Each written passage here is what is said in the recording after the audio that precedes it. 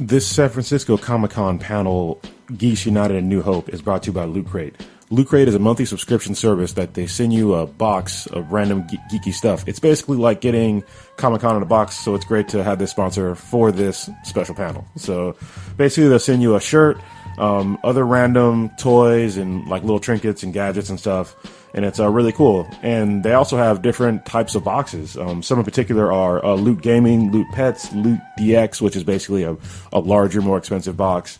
Loot Wear, which is a cheaper box where they send you like just a shirt, maybe some socks or something like that. And then also another one is a Halo Legendary Crate. They also have what's called a Mega Crate where they pick people every month to win like random, really cool stuff like TVs and consoles and stuff like that. So I think this month they are giving away it's a large screen TV that's curved, and then a PS4 and a bunch of other stuff. So it's pretty cool. So if you would do us a favor and go to trylootcrate.com/BThenBTI and then use the promo code BRIDGE10, that'll save you 10% on any new subscriptions. So please, once again, it's trylootcrate.com/BThenBTI with the promo code of BRIDGE10 to save yourself 10% off of a new subscription. And this is important that you go to the actual, trylootcrate.com/BThenBTI. If you don't, then we don't get the credit for it. So please don't just go to Loot Crate and then put in the promo code BRIDGE10. Give us the credit too, so it'll be pretty cool. And now, on with the panel. There is a story so strange. All right.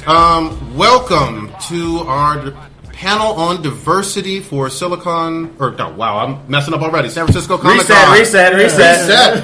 So, my name is Salim. I also go by Kr0nus and Prodigy for Blacker Than Black Times Infinity. We have Kr0nus.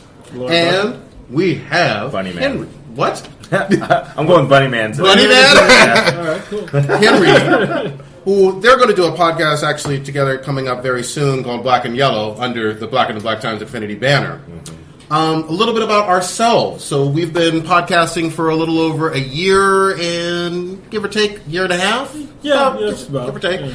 Our podcast is about anime, comics, gaming, pop culture, a little bit of everything. Would you add anything to that? Yeah, we talk about a lot of and some political stuff too. Every now and again, probably pisses people off, but we have to keep. So we're adults, right? So we have to talk about some current events that are not kid related because most of the stuff is kid stuff. Even though comics nowadays they have some adult comics that we love and we talk about, we'll go into in depth. But for the most part, people don't consider comics, anime, gaming, and movies adult subjects yet. So we keep some stuff a little bit more adult oriented. So Absolutely. I think we have kids in here, so we'll try to keep our language to a minimum. Yeah. Earmuffs. I'm a 15-year-old, so it's we'll be absolutely fine. This is a PG podcast. Episode. Okay, so Bunny Man. Yes. AKA Asian Kanye. I love it. So I'm a black Joe Rogan. So there you go. Tell us a little bit about your background, Mr. Director. Mr. Director. I'm a filmmaker in the Bay Area. I also run a large art blog called Empty Kingdom, which started in San Francisco. Just all visual arts, film, photo, painting, illustration, comics, all that stuff. And I also am a filmmaker. So hopefully pretty soon you guys will be able to see one of my TV projects on like Netflix or something like that. Tell them about the current project, that pilot that you made that was amazing for $10,000. Yes. I made a TV pilot all based in San Francisco with, shot in Chinatown and all over the Bay. And basically, it's called All Men Are Thieves. It's like the first kind of TV pilot shot in the Bay Area, which stars, predominantly like Asian American actors. Like our lead actor was this guy, Lanny June, that he was, he's been in a bunch of random stuff. Like he was in Lost and in Castle. He's been on a lot of TV shows and things like that, and just trying to like make the Bay a destination place to shoot movies and make entertainment and really show the characters that originate from here in a fictional world. But where can they see this wonderful pilot? allmenareThieves.tv. You can see the pilot. It was shot for under $10,000. It's 40 minutes, but it's really good. I'm not saying that. They told me that. Yeah, and it's cool. You get to see San Francisco in a way that you've never seen before, Because Hollywood, whenever they come here, they shoot like 2 minutes of footage, and then the rest of it's like all CG Golden Gate like getting ripped apart. You know, I don't even know why they come here actually. So. Just to destroy. No, Rip apart the Golden Gate Bridge. There you go. Yeah. So thank you, everybody. All right. Thanks so much, by the way. Like, we know that, you know, it's late, and this type of topic is like only moves forward because of people like you showing up and willing to be a part of the conversation and stuff. So, our children's children, thank you. Yeah. So let's talk for a moment why we're actually having this podcast. So do it. we were actually part of a panel previously at Silicon Valley Comic Con and a couple other panels as well. Yeah, you were at that one? I think so. Yeah, so we had a problem. After we did that panel, and then we did another panel, we had a problem with the way that diversity was kind of portrayed among a lot of people. And the main reason is that people did not include Caucasians with diversity, and we had a problem with that. Don't get me wrong, our podcast is called Black and Black Times Infinity, but we're not really Afrocentric. We talk about a lot of African American, things, but we're for everybody, right? Yeah. So we wanted to make sure that diversity included everybody. So we wanted to have a panel for everybody, and that's how this came to be. Right. And that's actually how we met. Yeah. Was through the first panel at Silicon Valley Comic Con, and we agreed on a lot of things. And we did a Pandora mixtape a couple months ago that went really well as well. We talk about diversity as well, and so we just want to make sure that when it comes to like geek stuff or just in general, we want to make sure that everybody's included. We don't want anybody not included as far as like anything goes. So if you guys think a comic is cool, it shouldn't matter what color, gender, or whatever that person is. You should just enjoy it, and if you enjoy it, then read it and then talk about it. That's one of the big problems that we've been seeing lately is that people have been complaining about diversity in comics and movies. Comics, the thing I'll set aside for right now, but in movies, they were complaining about comic movies not being diverse. And for me, comics are diverse, but people aren't reading them, and that's what was pissing me off. I was like, you guys want to say that a lot of characters are movies are not diverse, but in the comic realm, they are diverse. But you're just not seeing it because you're not yet a real comic fan. When you're a real comic fan and you actually read comics, you will see the diverse comics. And if you want more diverse comics and media and movies and such, then you need to buy the comics. And we'll get into more in a minute. Yeah, I'm sorry. I just want to get a quick poll, though. Who's reading comics right now, right this moment? Anybody in this room? Raise your hands. Raise your hands. Show me that you're reading some comics. Okay. Okay. All right. We'll give you suggestions for comics for Yeah. those that don't read comics. So Okay. They'll be good suggestions. Okay. Do you feel that you are finding what you want to read about or characters that you can relate to in the comics that you are reading, those who are reading comics? Kinda, some heads are shaking Yeah. a little bit. Okay. Does that bother you in comics that you're not seeing what you want to read in comics? Not so much. Yeah, just like kind of. Okay. All right, it's cool. Because I grew up, just to give a little bit of background, I grew up reading Batman, reading Wolverine, reading a little bit of Superman and whatnot. So these were straight white male characters. And I turned out okay. Kind of. Yeah, kind of. I'm here. But I want to say, though, at this point in time, I think it's a beautiful time to be interested in comics. And as Kr0nus was mentioning, I think that there's so much diversity going on, it blows my mind. I think we should start even naming some of these incredible comics that we could dive There's into. Actually, we'll give examples of good ones and Yeah. some bad ones. Because there's always good and bad, right? Yep. So let's start with the good first. We have a new Hulk that's Asian. Yes. Amadeus Cho. It's pretty awesome. Unfortunately, I don't want to spoil because some of y'all probably don't read the comics. Don't but spoil it. Amadeus Cho is the new Hulk, and it's pretty awesome. He's a young kid. I think he's like 16. About that. Yeah, and he's played a really good Hulk so far. He's a different Hulk. Korean American. Got to say that, right? He's Yeah. also Korean American. Yeah, and he's been great so far. And it's great to have a new, fresh point of view on that character. And then you want to give another one? Yeah. I would say one of my favorites right now is Jaime Reyes, who's playing the Blue Beetle. Now, if you saw Young Justice, any Young Justice fans in here whatsoever? Nobody. Okay, All right, at there least we go. one. Thank you. Y'all should watch that. It's on Netflix. Yeah. It's a great show. Young Justice is amazing. But DC don't watch Teen Titans Go. Ah, terrible. Teen Titans Go is life. Jaime Reyes The Blue Beetle is a wonderful new comic. They're doing the rebirth right now on that. A Latino American superhero with a alien scarab beetle on his back who has superpowers and is doing fun stuff. But he's young. He's a teenager. He's a lot like Peter Parker was back in the day. Well, but the scarab on his back is not nice. He's very violent and wants to kill everything. So it's an interesting dichotomy. Because he's a kid. He doesn't want to kill anybody. But the scarab on his back, he's just like a murderous jerk. So, Yes. Yeah. Any for you?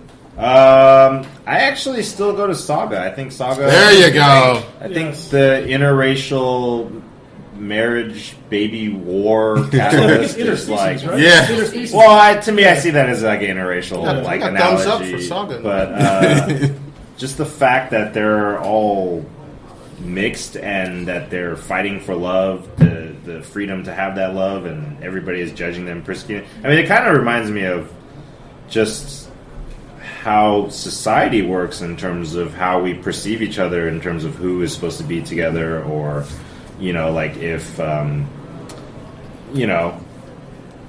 like if I were to walk into a Chinese restaurant with like a black date, keeping it real, they're gonna give me funny looks, and people are gonna be look like, oh, what's up with this, and so I think that it's important I think Saga is kind of like an analogy for people that are like the early ones to just do for love or do for what makes us human, and so I really appreciate that. Yeah, that's a great comic, and because we have kids in here, it's not for kids. All right. No. Oh yes. The comic's not for kids. I think it's page 2 or 3. Definitely not for kids. So yeah, but it's a great comic for adults. All right. How many of you saw Civil War? Captain America's Civil War. Okay, Yeah. wonderful. And did you enjoy T'Challa, Black Yeah, Panther? really good. In I that, saw one downstairs. I'm like, Yeah. Yeah. sounds You good. killed it. I wanted to dress up like Yeah, Black yeah. Panther after and that. I'm so glad you said that because this Halloween we're going to see a whole lot more Black Panthers I know. trick or treating. It's going to be off of. And you know what Blacker Than Black Times Infinity says about that?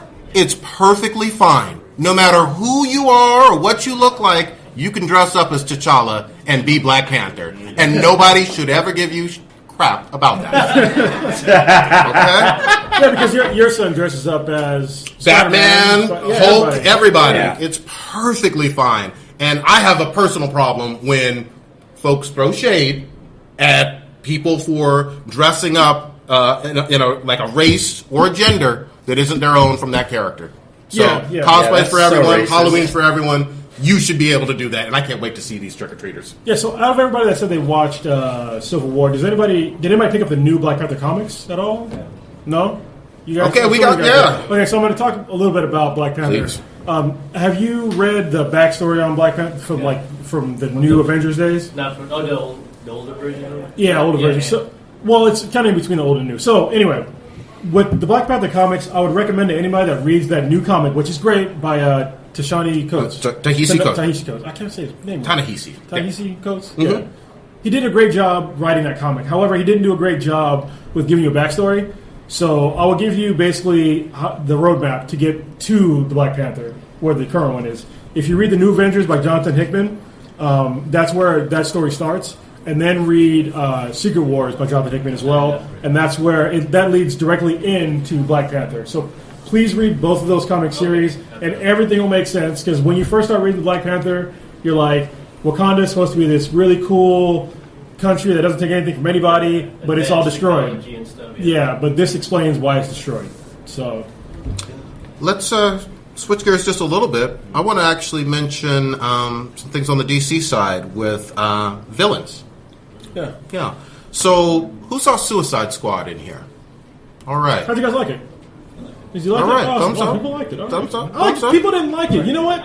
I thought it was a great action movie. I equated it to like the Expendables. You know what I mean? People were complaining about backstories, but I was like, I don't care. I just want to see action in this type of movie. Yeah. You know what I mean? I didn't need a whole long The thing backstory. is, we probably know their backstories. I did. That's probably what it is. Coming from that background, like I could just appreciate it without being introduced to all of these people. But even without knowing it, like when I look at other action movies, I don't really care that Yeah. much about their backgrounds. All I want to see them is blowing up stuff and shooting the bad guys, and that's what they did. So for me, it was a success. But I can understand why some people sort of didn't like it. But All they had to do for me was give me Harley Quinn, Say pudding.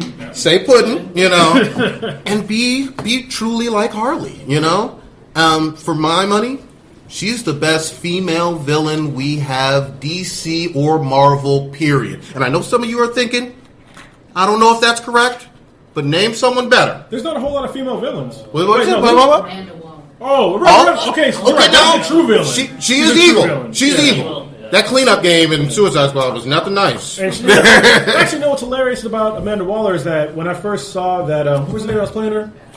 So it was from Viola Davis. I was like, she's not heavyset, and I was kind of like, that's not Amanda Waller to me. And then once I saw her do the role, I was like, it's Amanda Waller. The demeanor, though, when you saw her on the screen, I'm like, boom, you just felt it. Yeah, for y'all that didn't know, Amanda Waller is supposed to be a very heavyset woman in the comics. And intimidating. Until New 52. New 52, she's like more slender and attractive, but in the older days, they made her heavyset to be almost like an anti-hero because she didn't like any superheroes. None. And so she was like, basically, I'm going to be heavyset, out of shape, and do things my way to go against superheroes. Yep. That's what I thought was awesome about the character. But she did a great job. All right. Still didn't beat Harley Quinn in my mind, but that's all right. That's all right.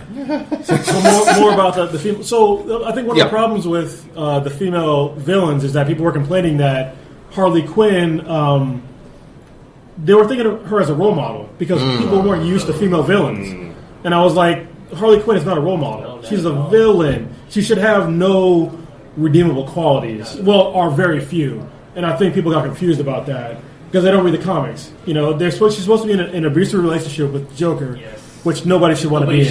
They didn't even show that much in there. Yeah, I'm expecting... It was romanticized, too, actually. There's going to be an ultimate cut, I'm very sure, which DC needs to stop doing. Just show me the whole movie the way it's supposed to be, But, I couldn't agree more. I mean, Harley is someone who's complicated, but very, very likable at the same time. And you do have to show her doing heinous things to heroes and other villains. And I'd like to see more of it. I think this was our first introduction live action to her, and we have so much more to watch for with her in the coming years. You know what I mean? And hopefully Margot Robbie will be playing her for a long time. Yeah, I can see that. I think she knocked it out of the right park. now. There's probably nobody who would do that better. I think she absolutely knocked it out of the park. What did you guys think of Will Smith playing the role of Deadshot? Or you mean Will Smith playing the role of Will Smith playing? Ah, there you go. There you go. Did anybody know that Deadshot was white in the comics? That's some real folks reading it. Nobody seemed to care in the movie, though. It's fine with me. He actually played a really good role, so I didn't mind.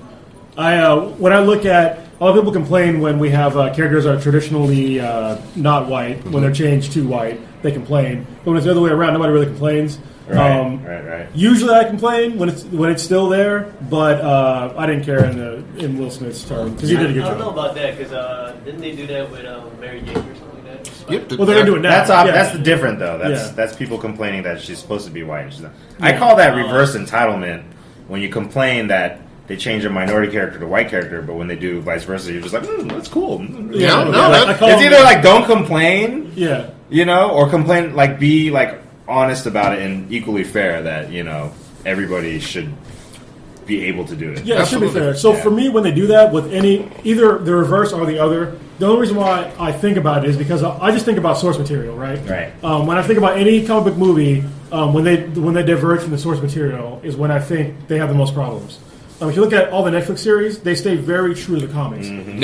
Tell the folks what the Netflix series are. Yeah, so Daredevil, Jessica Jones, and what was the other one? We have Luke Cage coming in September, at the end of September. Yeah, and Iron Fist. Yeah, and Iron Fist is coming out too. Those stayed very close to comics, and they're very successful because they stay close to comics because it appeases both the comic fans, who are most people in the room, or us anyway, and some people in the room. Very fickle. And it also will appease the people that don't know about the characters because they're interesting. Yeah, they flesh them out. And they do a really good job. Absolutely. And that's why I see when they did like Civil War and stuff like that, like they strayed from the comics.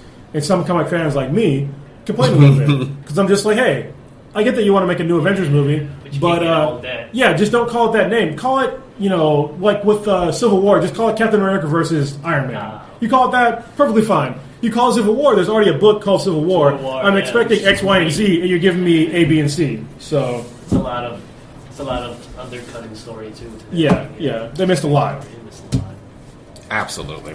I couldn't agree more on that stuff. Do you want to get in here? No. You're like, I'm good. I agree. So let's switch gears a little bit. Why are some fans interested in complaining about the diversity in books and not actually reading them? You know? Because they're crybabies. Yeah. We've talked a little bit about some of the books that we recommend. I think that there are several others from a diversity standpoint, including books like Nighthawk, which head-on deals with police brutality in Chicago. Interesting, very topical, very relevant to today's subject line. Not enough people read it. Yeah, I talked about this comic right when it first came out. So Nighthawk is he's kind of like the black version of Batman. Sort of. Yes. Like an owl version of Batman, kind of. He's from Squadron Supreme, which y'all didn't know. At the end of Secret Wars, or before Secret Wars, basically what happened was a bunch of universes collapsed into one. And there was refugees from some of them that survived.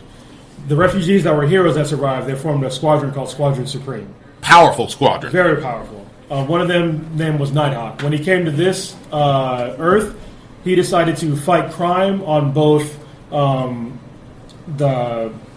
like against gangsters and bad guys? Gangsters and the police. Like when he saw police brutality, he would punish the police. And so it's very controversial, but at the same time it's very relevant to what we're seeing today in society. And so I thought it was a very important comic to read. So I talked about it all the time on the podcast. And I was very angry and sad when I saw that they're canceling it after 6 issues because nobody bought it. At the same time, they canceled the issues.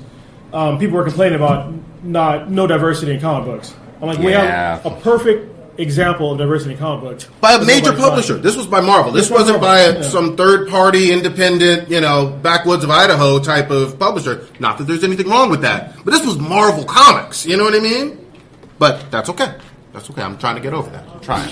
So if y'all want to check out that comic, definitely pick up Nighthawk. Check it out. It's probably they're gonna finish it up. I think that's the next issue, but it will probably be a trade in the next couple months.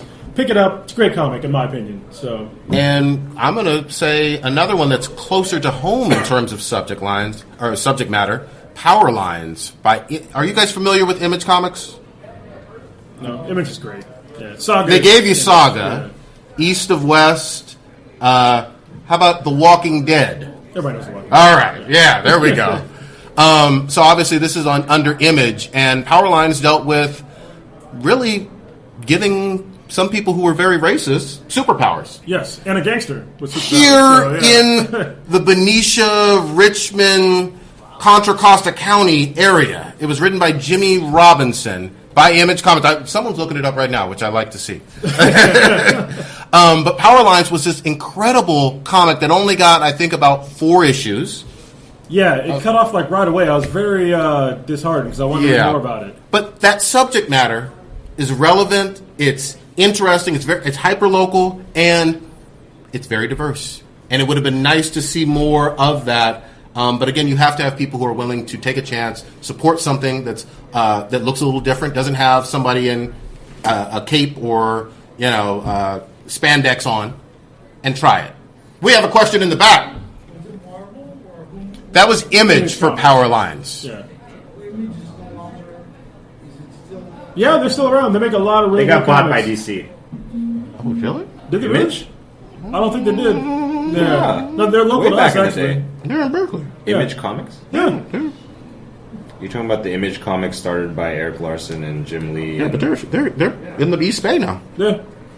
Oh, no, Wildstorm got bought. Yeah. It's Okay. like- We fact check each other like right now, in real Somebody's time. Googling. No. Image is still around. They make really good comics. Most people know Image from Spawn. So there was like one of the first. Or Savage Dragon. There you go. There you go. Sorry, I just ended up Max. Yeah. Shadowhawk? Nobody knows about that one. I know about Shadowhawk. They came to Marvel. They came to Marvel, didn't they? I guess. Out of one of the comics. That But was like the one that died. Image is actually, they're coming up. Saga we mentioned before. East of West is another great one. Power Lines is great. There's a bunch of other really great comics that Image has that I read. A lot of Jonathan Hickman's kind of more obscure works end up on Image, and they're really good. I'm a huge Jonathan Hickman fan. I don't care what he writes, I'll read it. So I'm just going to say this: if you like The Walking Dead, give Image Comics just a blanket check and pick up some trade paperbacks. Typically, the first trade paperbacks for Image are always like $10. I want to say. Yeah, I think they're $10. Just pick it up. Black Science, any of these other ones, Saga, East to West.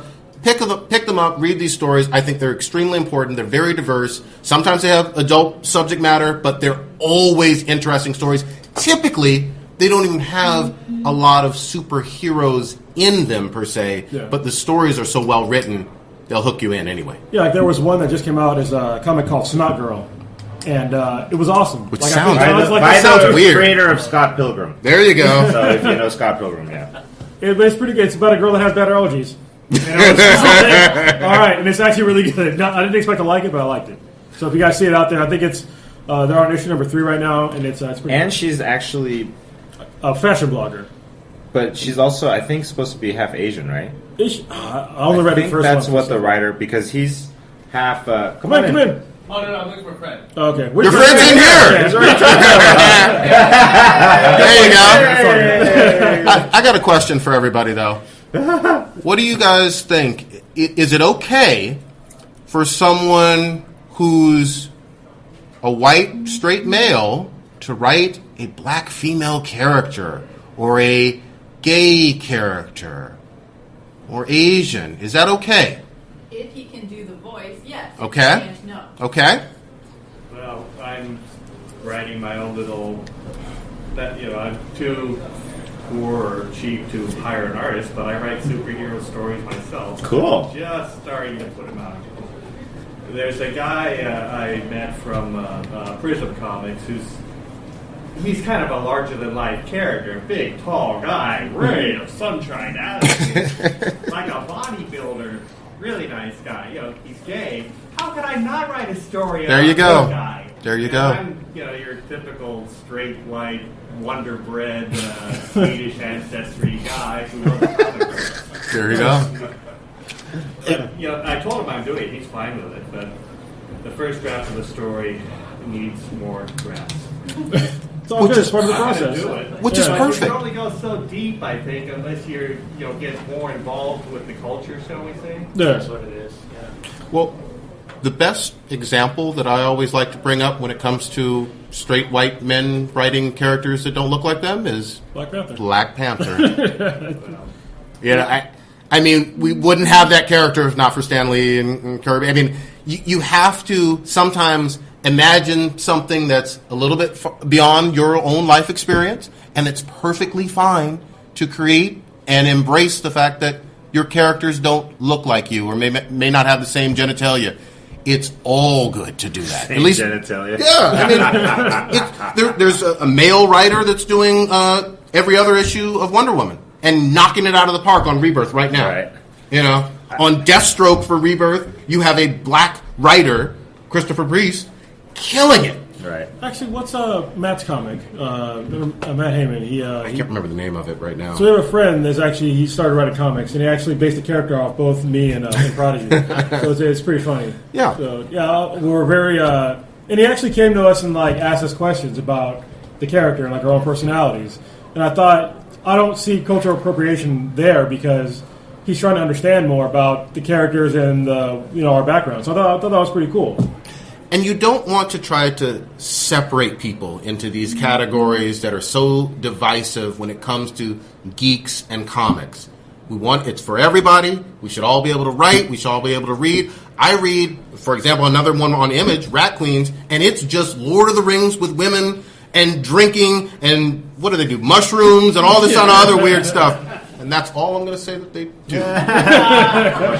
So actually, she made a good point, which is I think no matter what the group is, gender, ethnicity, even just niche or whatever, it's really about respecting the material in terms of trying to understand it enough so that you're trying to make your voice as authentic as possible. And that reminds me of a quote from George R.R. Martin when somebody asked him, how do you write such great women?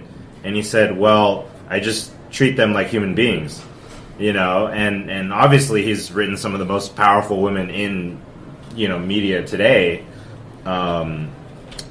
So I think it's really about respect, and also I think, people who are social justice warriors get a little like bent out of shape because they're like, it means so much to them that it's hard for them to see somebody that they don't perceive to be part of their group to try and approach it. But actually you should see it as a positive thing, because that person's trying to learn, and it's also a way for them to explore an area that they've never understood before, So it's really important for people to try and write or create material that's not in their own group, so that just by doing that, you're first of all exposing other people to it who might be interested and want to explore it more. And also it's just a way to understand each other better, so next time, you can get it right.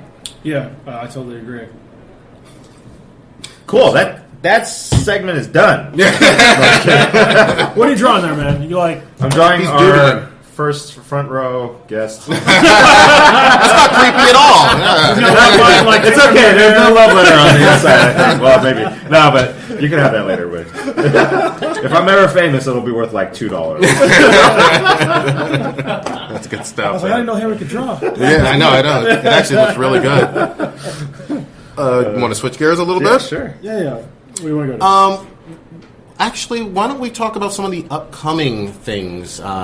Who's watching Flash? Ooh, there we go. Okay. So, one of the things that I absolutely adore about this show, Barry Allen has a black dad. He calls him Dad on the show. And I know it's a small thing for a lot of people. It blew my mind and like warmed my heart every time he does it. And I think it brings everybody together so beautifully. The West family is an inspiration. In my mind, it's actually one of the best black families on television, but it's also a blended family.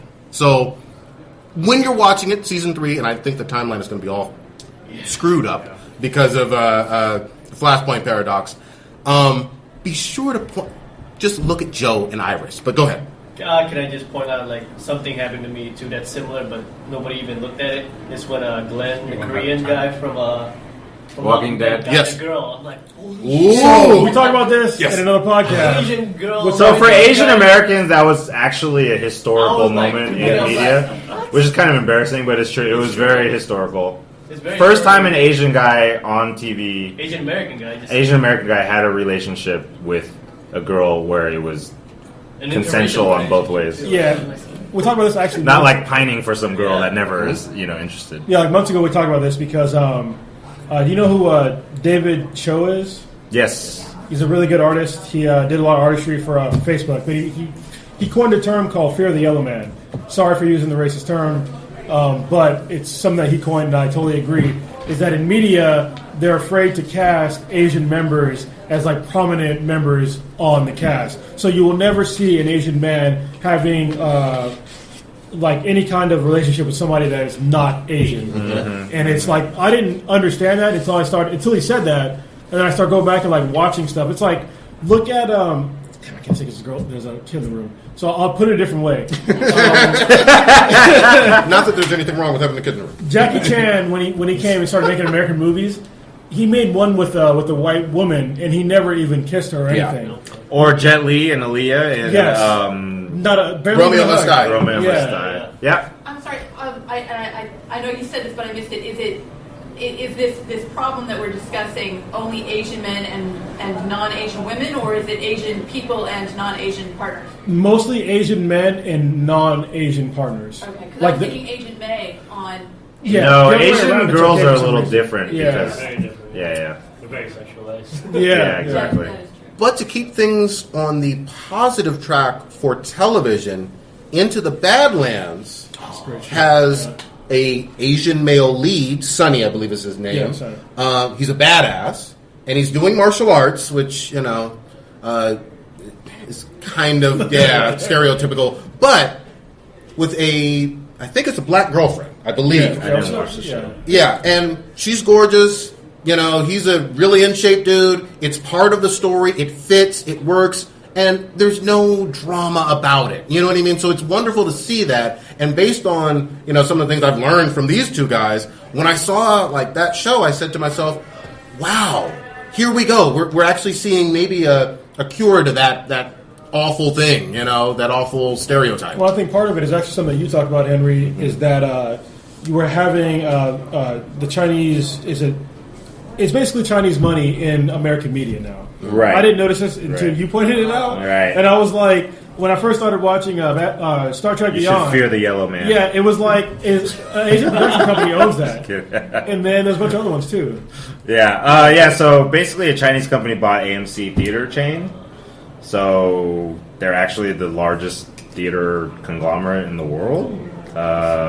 Somebody's Googling that in the back. And they also, a Chinese company bought Relativity Media, which is one of the biggest studios here. And, if you look at how it started, it started with, if you follow the money, the way it started is like, for instance, Iron Man 2 or 3 had those 2 random Chinese villains that appeared. Like for 2 minutes in the U.S. version, but in China they had like a 15-minute version. And that's because they needed Chinese money to complete the film.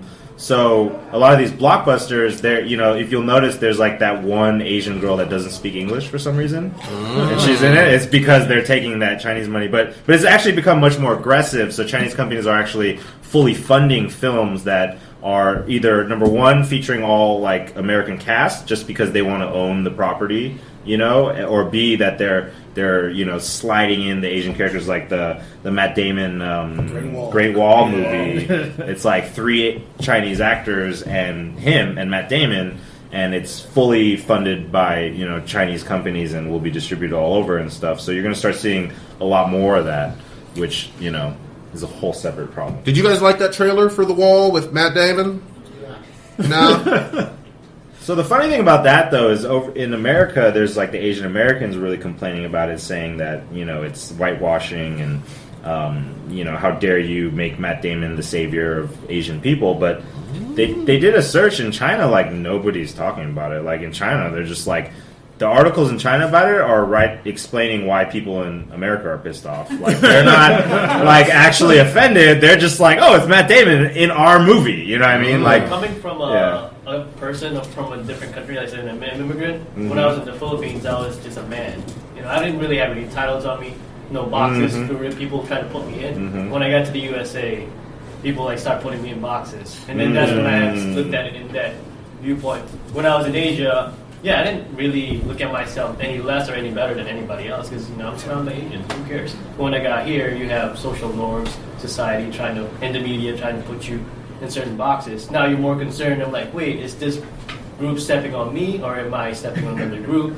When in Asia, you don't really care. You just want Matt Damon in your film. Yeah, exactly. I would love to have Matt Damon in my film. Actually, I did want to say before we move on is that, some people were complaining that saying that Matt Damon is not our hero, does not look like our hero as a, quote, Asian American. But I totally disagree with that because I grew up on films that he was in, and when you watch films, a great character transcends their gender because they represent an analogy for you in your life. It means something to you. So me watching him in, like, Good Will Hunting is, like, about this underdog guy that just has everything against him, even his own kind of self-defeating ways, and I identified with that, you know what I mean? Like, I don't think about the skin color in that situation. So I think there's a problem with the tenor of how people speak on social media, which is like this very black and white, one-sided kind of way of judging things, and it's from this very narrow view of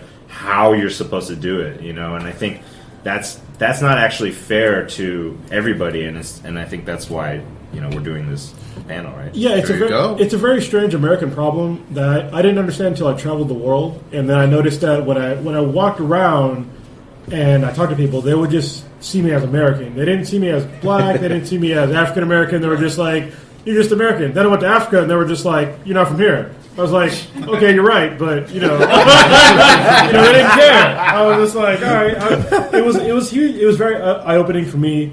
As an American, to see that people didn't really care about the color of my skin; they just cared about the country I was from, for better or for worse.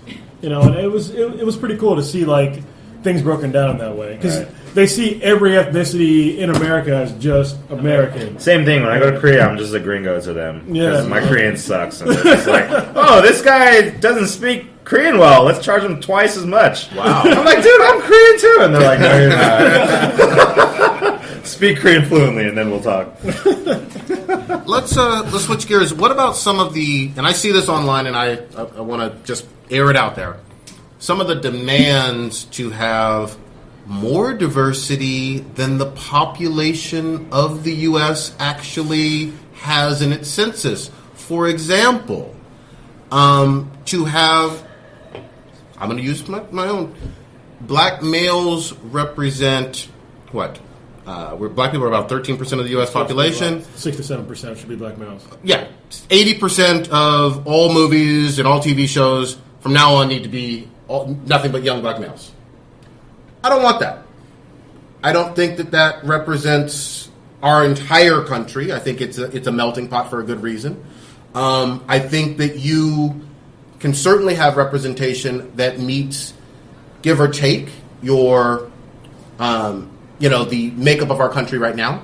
And sometimes things are going to be different depending on the neighborhood. Obviously, San Francisco is very different from New York, from LA, from Chicago. If you have something in Idaho and having, nothing but Korean Americans, it's going to probably look a little strange. Yeah. But I'd be weirded out. But I think that you can, some of the, quote unquote demands that everything be all women, all Asian men, all Mexican.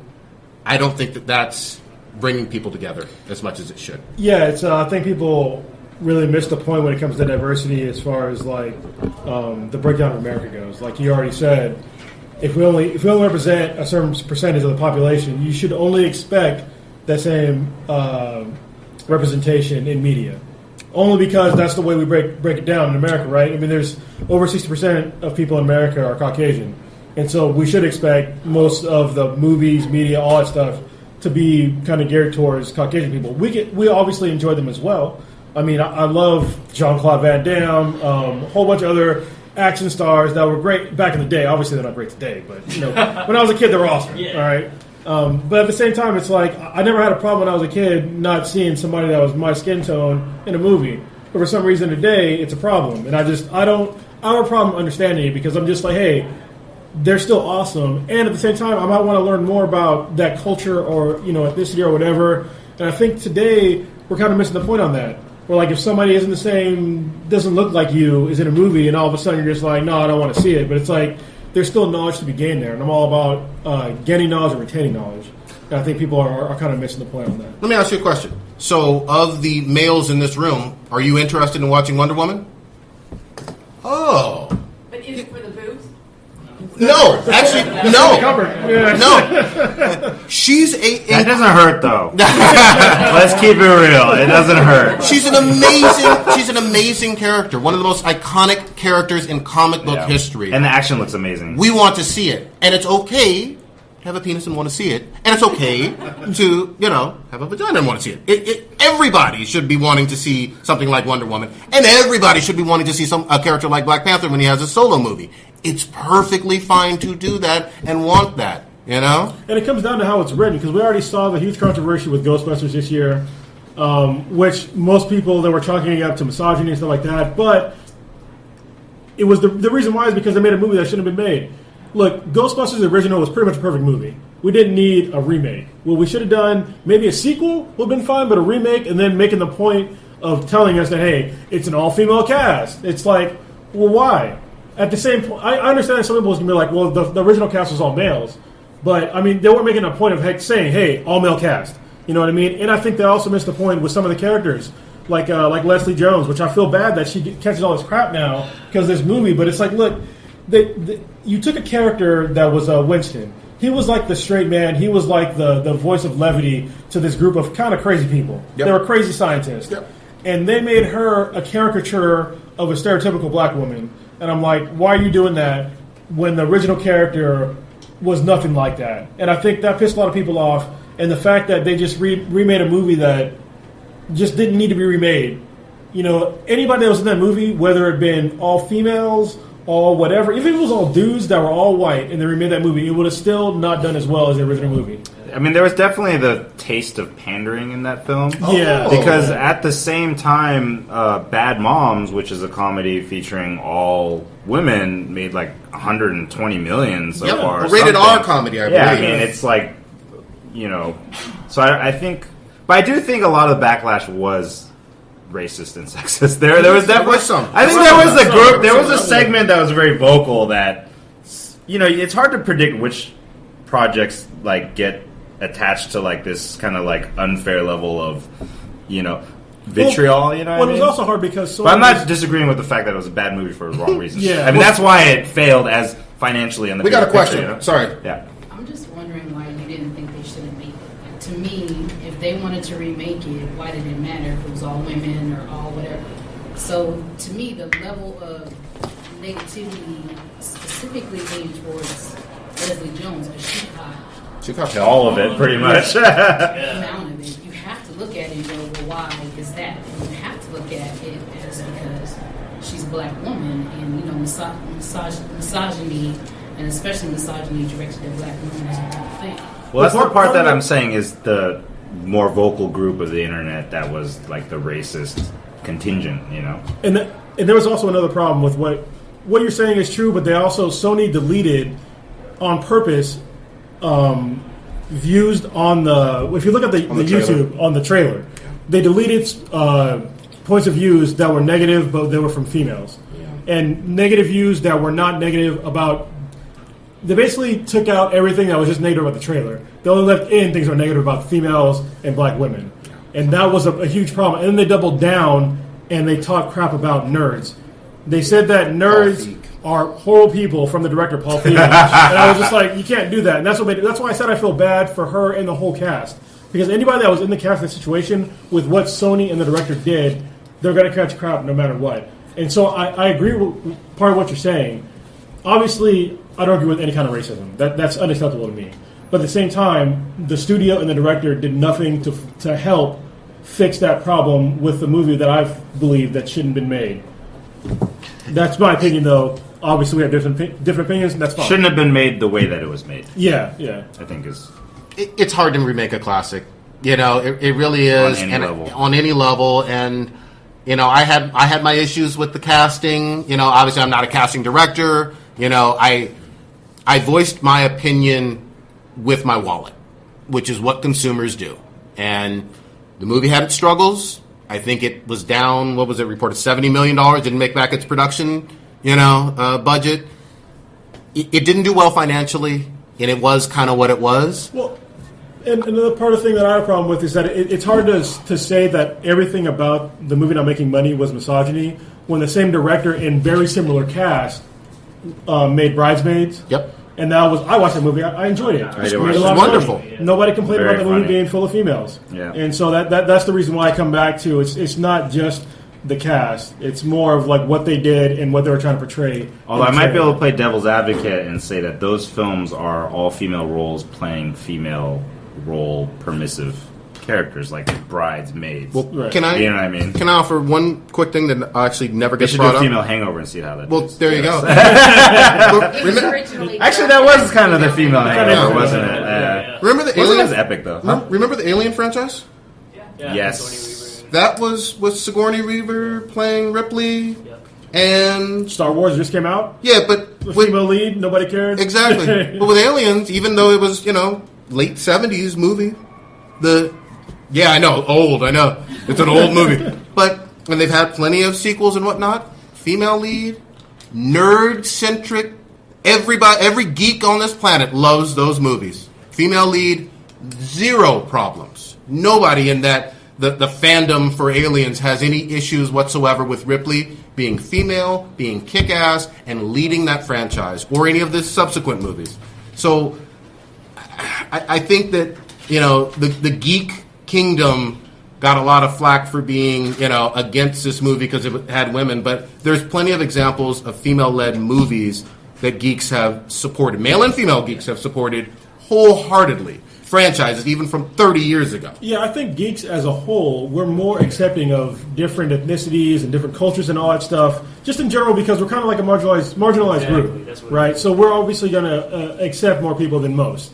And that's why basically we're having this panel, because we're seeing like a backstep to that, where people are saying that, hey, we have all these geeky things, but we only want to have them this kind of way. And it's like, no, you don't really have to have them that kind of way. Let's keep everything open. Ninja Turtles, is that what you said? Yeah, because now they just want like more like the '87 cartoon than the 2003 and Mirage Turtles. Yeah. I have a problem with the new Ninja Turtles, but my kid doesn't, and she's 13. She loves them, so I'm like, all right. For me, when I was a kid, obviously this is the rose-colored glasses when you're a kid. Everything's awesome, right? So yeah, when I was watching them back in the day, they were awesome. I'm pretty sure if I watch them today, it's probably garbage. Yeah. Like when I went to go watch Go Ninja Go. No. He-Man. I went to go watch He-Man. Yeah, thank you. That's my girlfriend right there. Thank you. We went to go watch He-Man. I almost cried. I was like, this is so bad. Like, where are the backgrounds? There's no mountains. There's no trees. What's going on here? Yeah, it was so bad. Can I? Go ahead. Actually, what I meant that the current Ninja Turtles shows and movie is basically like worshiping the '87 cartoon rather than all versions. Got it. You're talking live action, though, right? Both live action and the current cartoon. Okay. So I just want to, if it's okay, I would like to hear the opinions. This is just me personally. Go ahead. I would like to hear the opinions of the non-brown people in this room about their perception of kind of like what they're hearing from minorities about like these casting issues or demanding, this person, blah, blah, blah. Don't worry, you're in a safe place. Yeah. We're not here to judge, but I'm curious just because I only see it from our perspective, which is, again, that very like kind of tedious tone of voice that I don't even really enjoy hearing, But if anybody, go for it. Sorry, me again. Yeah. Go ahead. I hear mostly, how is the character? Is the character true to life, true to humanity, true to the culture that they are portraying currently, whether or not it's true to the culture that was, original? And less about, it's so important that this person be white, blue-eyed, black, whatever. It's more important is this the right character? Does this person embody that character, not necessarily that look? And sometimes that is interchangeable, and sometimes it's not. Right. Yeah, like real quick, I know you're gonna ask a question. We'll get to you in a second. Good examples that are just happening is like Aquaman. Aquaman is not a Polynesian dude, and he's not yoked. He's like a kind of slender white dude that's not intimidating at all. For decades. Yeah. He does look like a Hardy Boy wearing like orange. Yeah. But everybody seems to be accepting because most women, they're like, hey, that dude's sexy, because he is. So, More powerfully built makes sense because dude swims a lot. There you go. The rationalization. But that does make sense from more of a live action point But of view. why is he so brown in the water? But it does. The sunlight reflects. It does make sense that a sea king type character would be more of like a Polynesian or It should have been Michael Phelps. What are you talking about? You had a question. Should have dyed his You had hair. a comment, sir. Go ahead. More of a comment. Yeah. One thing I wanted to mention about the Flash is I am crazy. I have nerdgasms when a Law and Order alumnus gets on that. Yes, there you go. Joe. I wanted to use that line: rock, paper, scissors, gun. Very nice. With Nick Fury, There you go. Yeah. he Good can't example. be from World War II in the movies and No. writing because you want Captain America to be the guy who came from it and had that isolation. And I had one more in mind, and it just went out of my head like a sieve. But It's okay. like you were saying, it has to fit the character. Yeah. Now, in the stories I'm writing, guess who punched the way to the top of the stories is the woman. Good. She's the Superman of my story. That's she great. Has anger issues, and characters will run the way they want to run. There you But go. I always thought it was funnier when the woman punches out the loudmouth bad guy than when the guy does it. Yeah. Are you watching Winona Earp? I'm sorry. Are you watching Winona Earp on Sci-Fi? I will put that on my list. Please do. You'll love it. We had Best female leads ever. Yeah, we had two of the characters from that show. One sec. I got you. We had two of the characters from our show on the podcast. It was Shamir Anderson and Dominique Provost Chalkley, who plays Waverly. Yeah. Excellent sci-fi show, and we're going to have them back on. Thank you for your patience. So like the casting for major movies, like the major being Scarlett Johansson, right? Right. So you get the big name actress, Right. Which is awesome, an awesome female role. Right. But this is a very Japanese character, Right.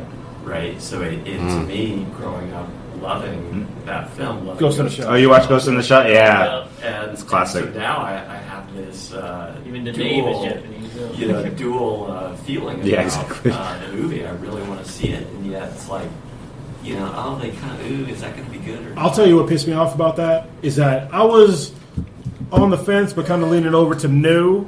And then they said they're going to CGI her to look more Asian. Yes, and I was like, which hell is no. Well, Yeah. It was a test that they They did. backed off? It was a Okay. test that they did. I'm sure they looked. They're like, whoa. You can't They're do like, that. no. You can't even test that. I want to get the. Sorry, one sec. In the back. I had a question. What did you guys think about the casting of Tilda Swinton in Doctor Strange? Yeah, that was not right. They made an Asian guy into a Caucasian female, and I thought that was really weird. It's more for China. It's more for the yellow man, I guess. Yeah. I'm just like, why couldn't you? It was a Tibetan. Yeah. From the way back then. But they're still using the name of the ancient one and the imagery and clothing that symbolizes martial arts. Wait, actually, is it about this? Yeah, Okay, go ahead. I was just wondering who is involved in the financing of the movie. Yeah, If it's a So, Chinese okay, company, yeah. they're gonna have an issue. So basically, that was one of the big things that the producer said. The reason why they didn't cast the Tibetan man is because of all the problems with China and Tibet. So if you think about these major movie studios that are putting $100 million plus into each film, they're not just worried about that film, they're worried about every film they're going to make after that has to be distributed in China. And you cannot underestimate that power that China has, that they are already censoring the films that we watch here. Just by that type of casting decision, the fact that they couldn't put a man from Tibet in China, in that film, because China would have been upset and would have hurt their chances for the future to get money or get distribution or whatever. I think you have to really take some of those politically charged casting situations and look at the bigger picture and see where the influence is really coming from. Because Marvel actually has a great track record of treating their characters right. So I think if they didn't have that type of issue, they probably would have just casted an Asian guy in that role. That's what's ridiculous to me is that you didn't have to get specifically somebody from Tibet. Just get an Asian guy. I think they were so afraid of... Because I think probably their fear would be that when the movie's being talked about, they pick an Asian guy, people are still going to talk about Tibet. People are still going to... They're probably afraid that Tibetan activists would try to use that moment to get more PR or press or whatever, so they literally went the farthest they could, which was a white lady. I wonder if they realized that people in Tibet actually have magical powers. because the people who don't read the comic books, which is 99.9% of the people that are going to be forking over their money, have no idea the character is supposed to be Tibetan. Yeah. So that conversation isn't going to appear anywhere in social media. All right. I think this might be the last question. Yeah. Why do people have no problem with villains being diverse? No problem with villains being diverse? Yeah. That's interesting. I find it more acceptable than heroes. Yeah. Because it's racist. I'll just say this. I like my villains to be all the way there with chaotic evil. I don't like that halfway in between such and such. You know what I mean? You got to do dirt. You have a point, though. I think people are... It has to do with redeeming qualities. And I think if you're already predisposed to seeing certain ethnicities as being bad, then seeing them as villains is easier. It's easier. Easier to believe it. Yeah. But we're getting Deathstroke in Justice League coming up. Did y'all see this? I saw that. No. I would see it. Yeah, Deathstroke's coming. The teaser. It blew my mind. I can't wait. Thank you, everyone, for joining. Wait, did y'all like this panel at all? Was it cool? Yeah. All right, thank you. Thank you. Give yourselves a hand. Yeah. Thank you. We were worried there would be like 2 people in here, so You guys are amazing. this rocks. You just made our night. I'm going to say gonna eat this ice cream. before you guys jump away. Please go on iTunes and subscribe to the podcast, Black and Black Times Infinity. We have some cards. Even if up you're here. not going to really listen to it, just subscribe. Subscribe. Get those numbers Smash that up. like button. Give us feedback or hit us up on Twitter at BTI. We have cards, so we'll give them to you afterwards. Thank All you. right. Thank you. Since the splitting of the atom only a few decades ago, and through his God